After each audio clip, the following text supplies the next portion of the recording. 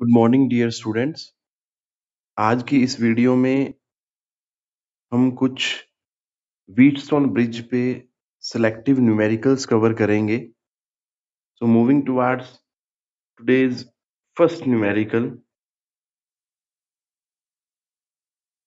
In meter bridge the null point is found at a distance of 60 centimetre from end A. मतलब इस point से null point जो है वो 60 centimetre पे मिलता है। If now a resistance of 5 ohm is connected in series with S. The null point occurs at 50 centimeter. Determine the value of R and S. बड़ा सिंपल सा न्यूमेरिकल है।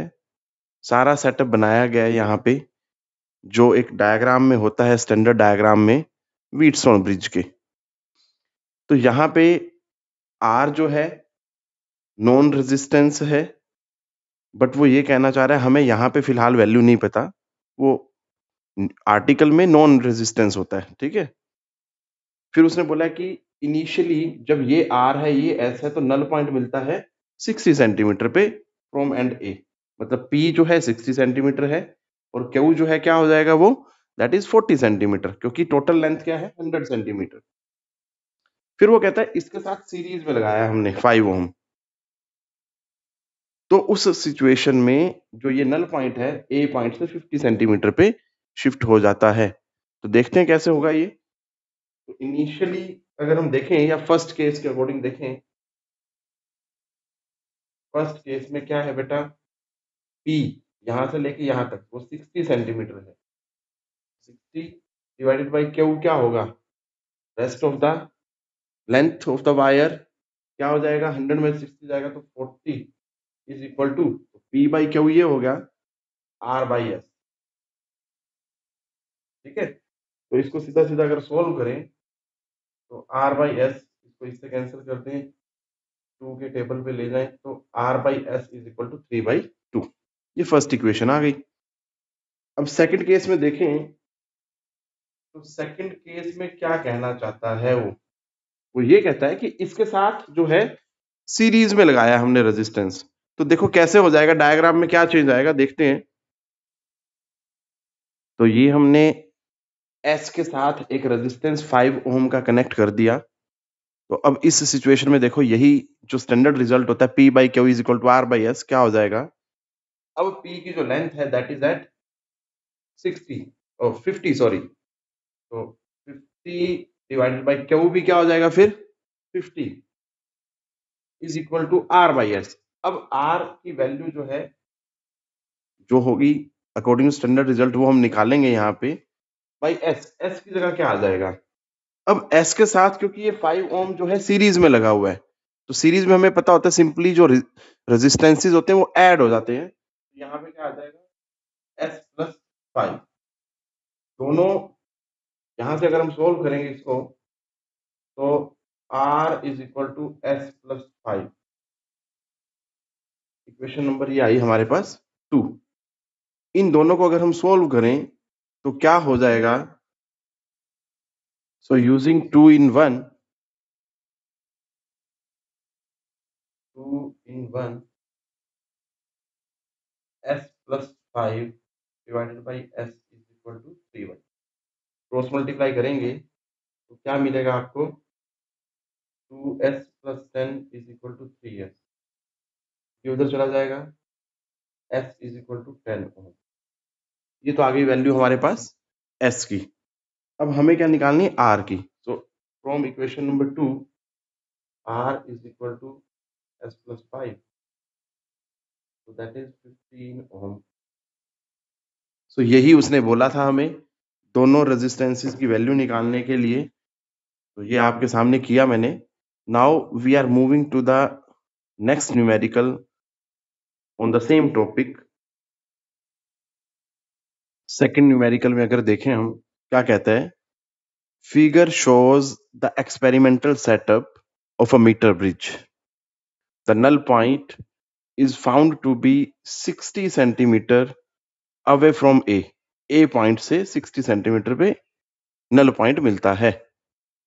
When a resistance of 15 ohm is connected in series with Y के साथ 15 ohm का resistance connect किया, then null point is found to shift by 10 centimetres towards the end A of the wire. मतलब जो null point पहले ए से 60 centimetre पे मिलता था वो 10 सेंटीमीटर इधर शिफ्ट हो गया, मतलब अब वो कहां मिलेगा, 50 सेंटीमीटर पे। Find the position of the null point if a resistance of 30 ohm were connected in parallel with Y.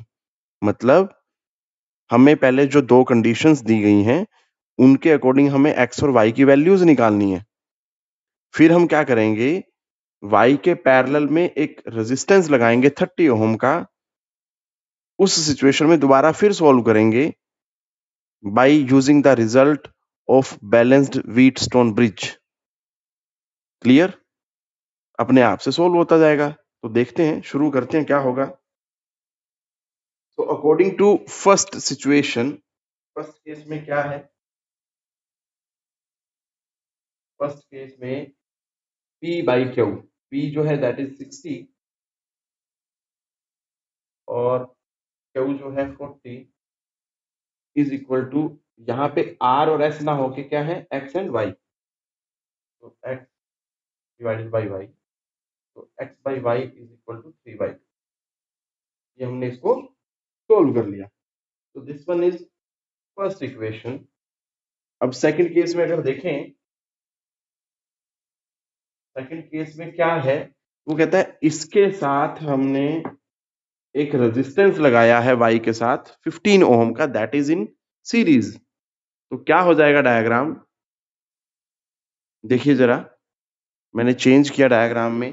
अब 15 ओम जो है सीरीज में लग गया है, तो रिजल्ट क्या बनेगा, वो कहता है 15 ओम लगाने से 10 सेंटीमीटर इधर शिफ्ट हो गया नल पॉइंट। तो इसका मतलब अब 50 सेंटीमीटर पे हो गया है वो। पी की वैल्यू 50, क्यू की value 50 is equal to x divided by, अब ये सीरीज में है तो सीरीज में हमें पता है रेजिस्टेंसेस कैसे होते हैं, y प्लस 15। इस तरह से हमने जब यूज किया इसको तो x is equal to y plus 15, equation number 2। अब हमें क्या करना है, इन दोनों को सोल्व करना है, वहां से x और y की वैल्यूज निकालनी है, फिर आगे देखते हैं। तो पहले x और y की वैल्यू निकालेंगे, तो using 2 in 1, x divided by, x की वैल्यू रखनी है हमें, y plus 15 divided by y is equal to 3/2। Cross multiply करेंगे तो 2y plus 30 is equal to 3y। Solve करने पे y क्या आ जाएगा, y is equal to 30 ohm. ठीक है जी, y 30 आ गया। अब ये वैल्यू अगर इसमें यूज करें इक्वेशन नंबर 2 में, तो x क्या आ जाएगा, 30 plus 15 that is 45 ohm. x की वैल्यू भी आ गई, y की भी आ गई। अब वो कहता है थर्ड सिचुएशन जो है उसने जो डाली हमारे सामने, उसके अकॉर्डिंग डायग्राम में क्या चेंजेस होंगे, पहले तो वो देखते हैं हम। अब देखते हैं डायग्राम में, देखो यहां y के साथ पैरेलल में हमने 30 ओम रेजिस्टेंस लगा दिया। अब y की खुद वैल्यू क्या है जो हमने निकाली, that is again 30 ohm. Clear? तो अगर हम इसको देखें, ये भी 30 ओम और ये भी 30 ओम, दोनों क्या है, पैरेलल में अटैच्ड हैं। तो इसलिए सबसे पहले हम इस सेक्शन के लिए जो नेट रेजिस्टेंस आएगा वो निकाल लेते हैं और उसको y डैश मान लेते हैं। ठीक है जी, उसको क्या मान लेते हैं, y डैश। तो y डैश की अगर वैल्यू निकालें तो हमें पता होता है ये भी 30 है, ये भी 30 है, रेजिस्टेंसेस कैसे सोल्व किए जाते हैं।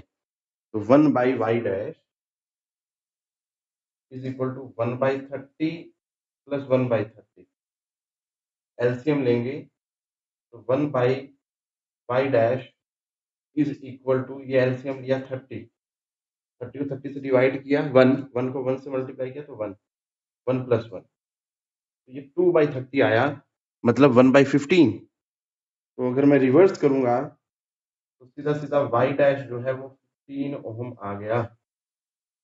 अब दोबारा फिर व्हीटस्टोन ब्रिज की कंडीशन पता होती है जब वो बैलेंस्ड होता है, ठीक है, x बाई वाई डैश और इधर से क्या होगा p बाई क्यू। तो हमने उस कंडीशन को यूज करना है और लेंथ की वैल्यू निकालनी, क्योंकि हमें x भी पता है, हम निकाल चुके हैं।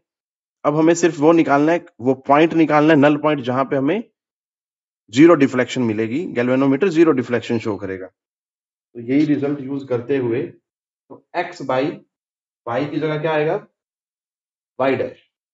तो x की वैल्यू क्या है, दैट इज 45 और वाई डैश की क्या है 15। दोनों वैल्यूज को अगर यूज करेंगे तो क्या होगा देखते हैं।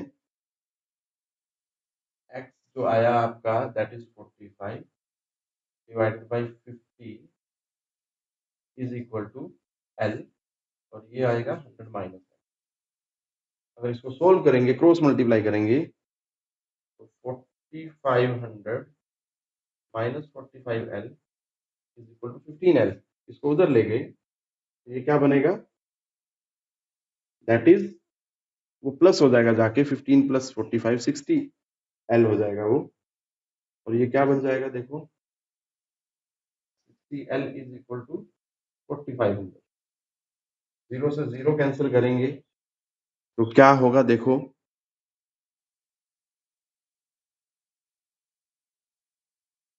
l is equal to 75 centimetre. तो ये हमारे पास नल पॉइंट आ गया। इस कंडीशन में अगर हम y के साथ पैरेलल में 30 ओम का रेजिस्टेंस लगाएं। So this is all which I wanted to discuss और कवर। न्यूमेरिकल्स, सिलेक्टेड न्यूमेरिकल्स थे ये बेटा, आपने सभी ने ध्यान से करना है। जितना ज्यादा आप एक्स्ट्रा प्रैक्टिस कर सकें that will be beneficial for you. That's it, take care बेटा।